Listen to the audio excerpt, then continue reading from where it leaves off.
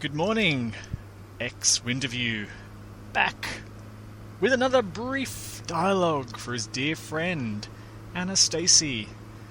Another beautiful Sunday, sunny, perhaps a surf is on the cards. I know a big coffee is waiting with my name on it somewhere. Today's brief dialogue revisits the self, or lack of self. Very hard concept to explain, and to understand is impossible. However, seeing as it's the grounding of our essence, that is the lack of self, is that fundamental fact, it's worth revisiting, I think, to cover it again, perhaps go over a few more nuanced things about it. The one thing I would start with is the idea of self and no self is conceptual and is a source of confusion in and of itself, just the definitions. It's believed that there is a self, primarily, and we're told that there is no self. But to even say there is no self is in direct reference to the imagined self. The actuality has no description. You couldn't really, even to say there's no self is quite misleading in many ways. So let's have a look at this concept a bit more and talk around it, perhaps. As I drive, caveat again, traffic noises in the background, apologies in advance for the background hum of the audio, hope it's still listenable.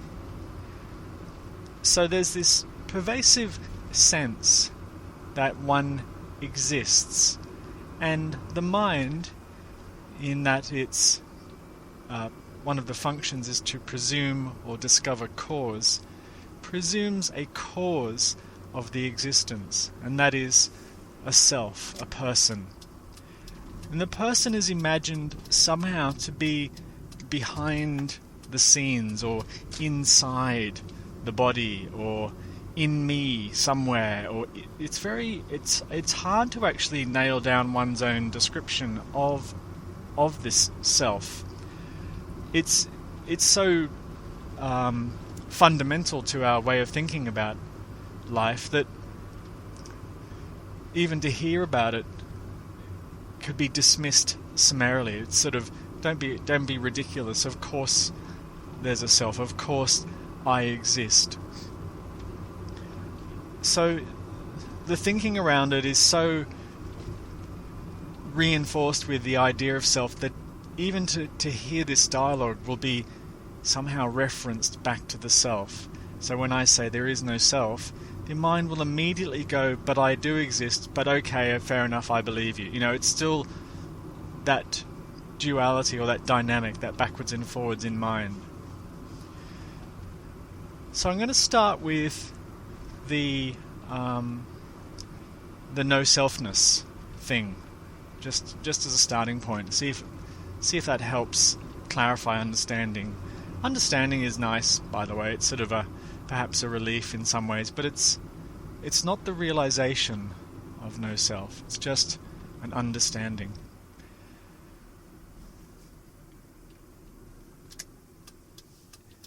Pausing to dodge traffic. Apologies. Okay.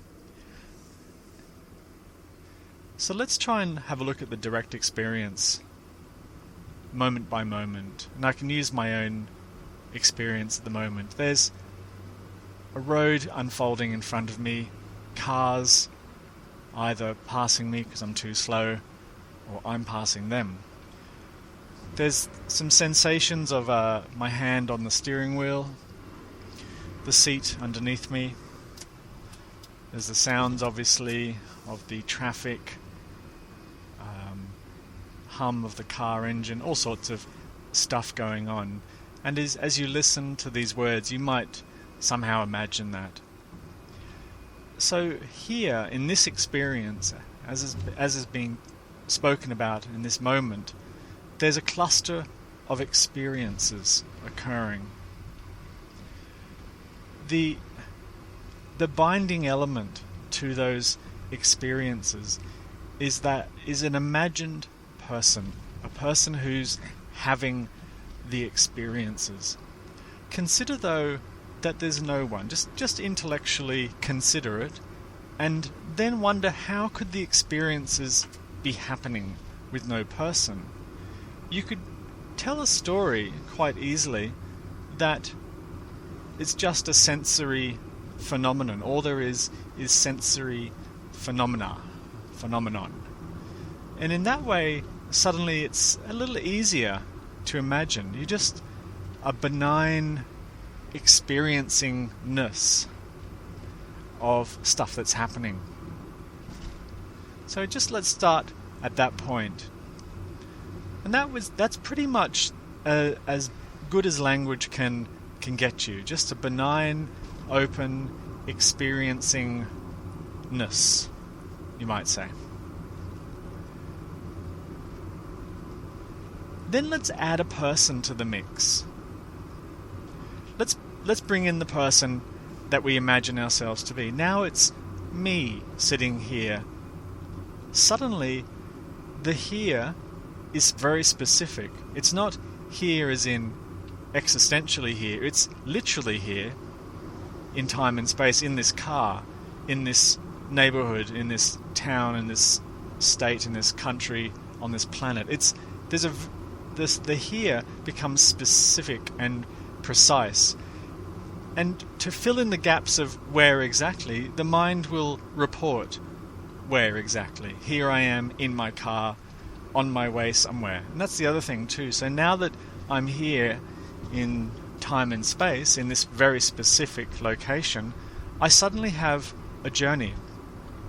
Now, of course, this morning my journey is literal because I'm in a car, but it could be metaphorical. It could be a journey through life, or aging as a journey, or a meaningful journey of self-discovery of some kind. And it could be all three in one.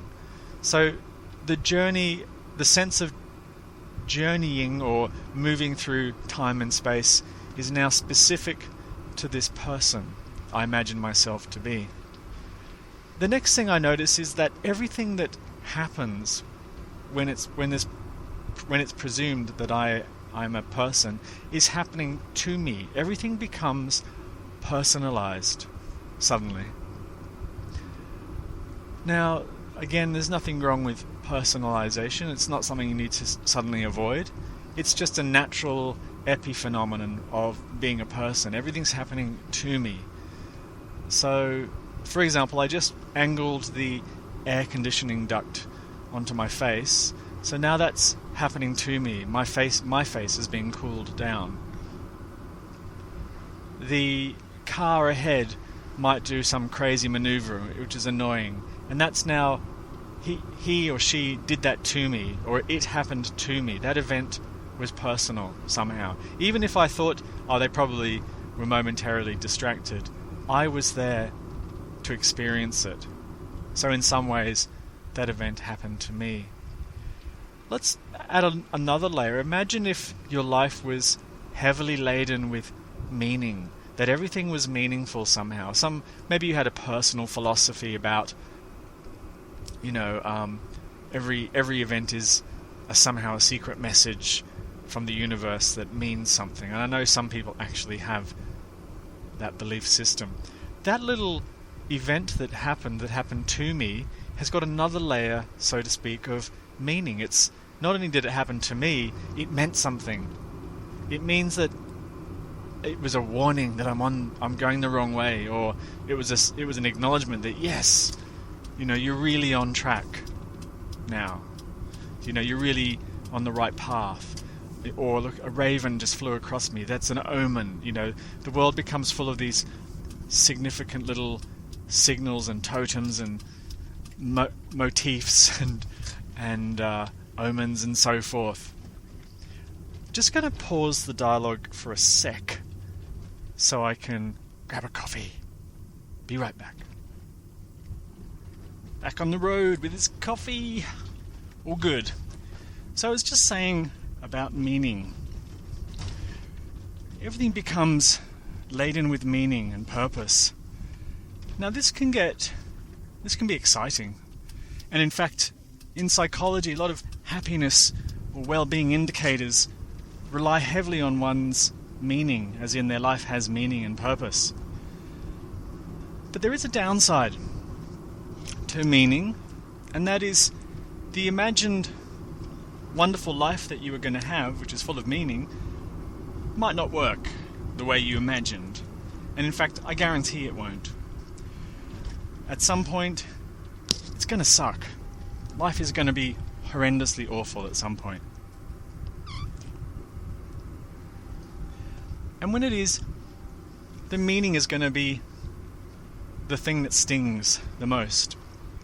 That wonderful life that was mapped out for you, that was going to be amazing. It was going to be full of adventure and fun and success and glory and all that good stuff, suddenly isn't going to happen, or isn't happening the way you expected. And then there's annoyance, there's irritation, there's sadness, and so on and so forth. Now remember, this is all mind generated, this stuff, and the events of life they'll just happen, and there's no one controlling or doing those events. They just happen, apparently. But when you've got that extra layer of personification, personalization, meaning, etc., you really ramp up the emotions around the whole experience. The other thing too is, and this is a funny one, is the sense of agency. When there's a person imagined to be there in the background somewhere, in the body, as the body, in the brain, doesn't matter where, it's suddenly imagined that this is the agent who's in charge, the controller. I'm in charge. I'm driving my car right now, is the thinking. If I remove the person, it's very hard to think about who the hell is driving this car. I can't just trust that the body by itself, with no person, is driving the car. I somehow don't trust the intelligence of this incredible organism to be the driver. I mean, I have to add that extra layer of I'm doing it somehow. But actually, in reality, the body is driving this car. That's what's happening. This body, which is exquisitely intelligent in ways that we're only just discovering in science, is driving the car. I'm not driving this car. There's no one driving. I could break that down more metaphysically, if you like, in terms of, is there really a car, etc. But that's a sub-message. It's not really essential. Having a sip. Oh, this is a good coffee. All press espresso.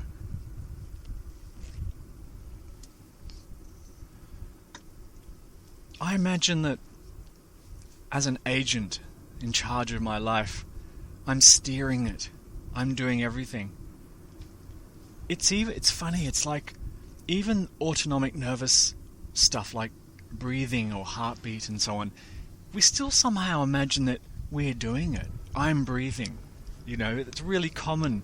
And you could intellectually know from science that no, of course you're not breathing, the body's doing that. But somehow it still can't be helped that that is claimed as well. That's something I'm doing as well. I'm breathing. So the agent, if they're in charge as they think, adds another layer of emotional reactivity to life's events.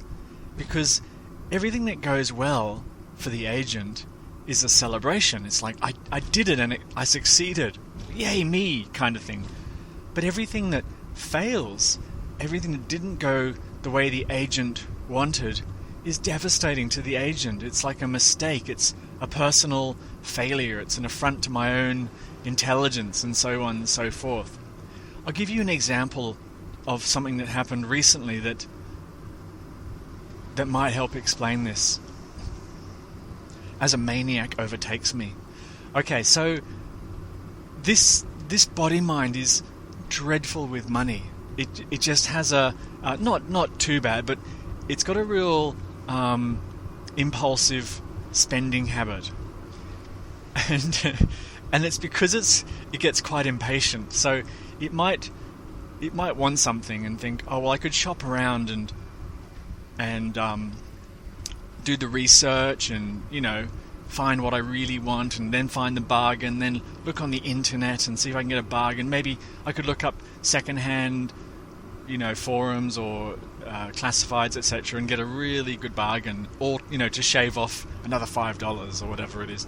I can't do that. This body mind has never been able to do that. It as soon as it decides it wants something, it pretty much will go to the closest shop that it knows you can buy it and just buy it, whatever the price. There is a bit of sense there sometimes. If it's an outrageously inflated price, I can wait, or I can look around a bit. But otherwise, I'll just impulsively get it. Even if the shop assistant's telling me, no, this isn't actually a very good purchase, if they're being kind and saying, I think you should do this, I'll overrule them and do it anyway, buy it anyway. Now, some of you might be able to relate to that. That's the body's emotional mechanisms of inhibition, impulse control, emotion regulation, also, fantasies about what the self needs. All that's playing into that purchasing event. But of course, as an agent, if there was an agent here, it's my decision. I'm buying this item. It's my responsibility, so to speak. And often the purchases are not what was wanted. Not surprisingly, if it's bought impulsively, they're not what's wanted. And straight away, there can be a real irritation, like and a real annoyance, especially if it was an expensive purchase. And so, for example, I purchased an item quite impulsively. I knew I wanted it, but I could have looked around really and got a bargain or done a bit more research.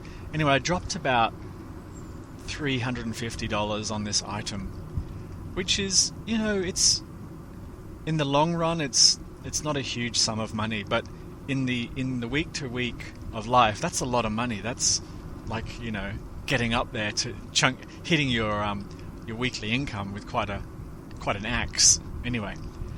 So after the event, if there was a person there, an agent, that agent would feel that they did something wrong. They would claim ownership on the so-called decision. Oh, I shouldn't have bought it. Why did I buy it? I should have waited. I could have done more research. I should have asked some friends about the purchase. That real regret, and then the irritation with the self. Stupid, always doing this. Why me? That next layer of emotional self-flagellation that comes along with it. But actually, that all happens for no one. This is what I find really funny. This body is not personal. This brain is not personal. It's no one's brain. It has conditioning, perhaps from its upbringing. Genetic factors obviously play a huge role in the structure and function of the intelligence. I said conditioning, didn't I? Experiences. Everything you can imagine that might impact on behavior is somehow unique to each body, and there's factors in the body itself which, again, make it unique. And so, some people will be bad at spending. They just won't ever really get it. Guilty as charged here.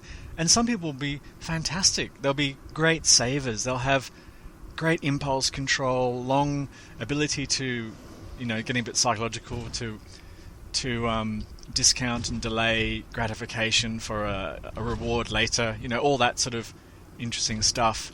A sense of long-term stability which requires savings, and real sensible with money peeps. And the intelligence might know how to invest that money. They might know how to compound the interest and where to put it, and they just know all that stuff. And that intelligence is is great at that in that body, mind, so to speak. But this one here is a bit of a spendy McSpendy. It just likes to blow a bit of money for a bit of a short-term relief, you might say. And that's not personal. This is the funny thing. It's just a behavior. It's like breathing. It's like your heart beating. It's like your hair growing. You know, you don't grow your hair. It just grows. You don't grow your fingernails. They just grow. You know, I'm not sitting here growing my fingernails and wondering about my fingernails and am I growing them well enough, and is my, you know, we do try and control our breathing. That's a funny one. It's like, or heartbeat even. I'll slow down my heart by meditating or whatever. But that's a tangent, by the way. But so let's get back to this poor idiot who overspends occasionally impulsively and then feels bad about it. What's often imagined is that if I can transcend the self, as I hear in these sort of spiritual dialogues, if I can somehow overcome that self, what I imagine will happen is those problems that I have as a person, they'll go away. I won't overspend anymore. I'll regulate my emotions, and I'll be able to delay and discount immediate return for long-term reward, blah blah blah. You know, rules. I'll become sensible in a nutshell. And what's funny is that when it's realized completely that there is no independent, separate self, all that stuff can still happen. It's really funny, and then it becomes actually funny because it's seen that this body mind is like a little I was going to say puppet, but like it's more of a it's like a little animal. I like to look at it as a little animal, but a kind of a cute one that sort of fiercely asserts, I'm doing it. This is my life, and off it goes, and then it gets it wrong and makes a mistake and feels bad. Oh, why did I do that? I'm such an idiot, you know. And it's really sweet. It's really funny to watch. It really is hysterical. When there's no self, obviously, there to be claiming it, it becomes funny. So the experience of no self in this instance, oh God, it's hard to say that, but in this instance, did not have an impact on a lot of the bad habits of the body mind. And why should it? It was never there anyway.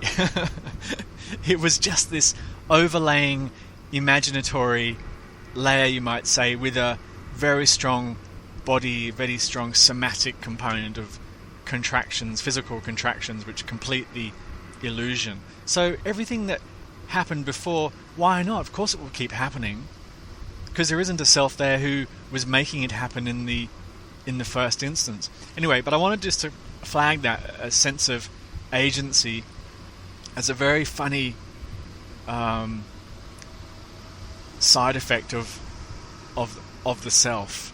You know, it's my life. I'm living my life. So when there's no one there, when it's realized that there's an emptiness to this experience, there's no central binding entity, concept, etc., to pull it all together into a coherent story, really, and moreover to take responsibility for that story. That agent is all, it's gone, you know. But then the impulsiveness still happens in the spending domain, and then there's still annoyance. It's like, oh, why did that happen? You know, I shouldn't have done it. Shouldn't have bought it. Should have waited. Yeah. So it still happens, but it happens in space. And what's really funny next is when there's no person in the middle of all that binding the events, it's suddenly, the experience is empty suddenly. It's really hard to explain this, but there's no well, let me explain it from the other direction. It's believed that there's power and agency in the world as well as the person It's believed that things in the world are causing other things to happen in the world.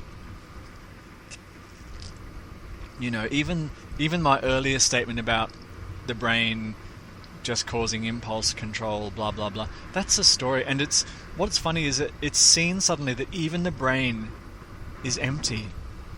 As in, that sounds really funny. Even the brain as an agent of power is suddenly, it's seen through. It's not even that. There's a story around the brain being the agent of power, but actually it's just an appearance. It's like watching a movie on the brain and literally saying, well, it's a movie. It's not a brain. It becomes a bit like that. As he spills coffee on his lap. Good move. Yeah, it becomes a bit like that. There's an emptiness, and often people hear that and think, "Oh God, you know, that sounds really bleak and awful." But actually, in that emptiness, there's a wonderful freedom and joy. Suddenly, I can't explain that.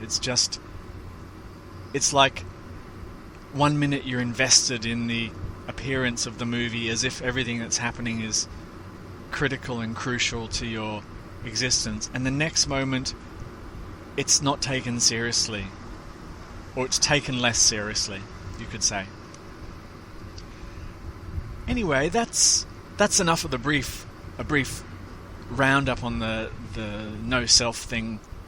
Again, probably worth revisiting. There's other things around it I'd like to talk about. But this is all. I hope you're having a great day too. This is my next Winterview with a brief dialogue. Comments are welcome.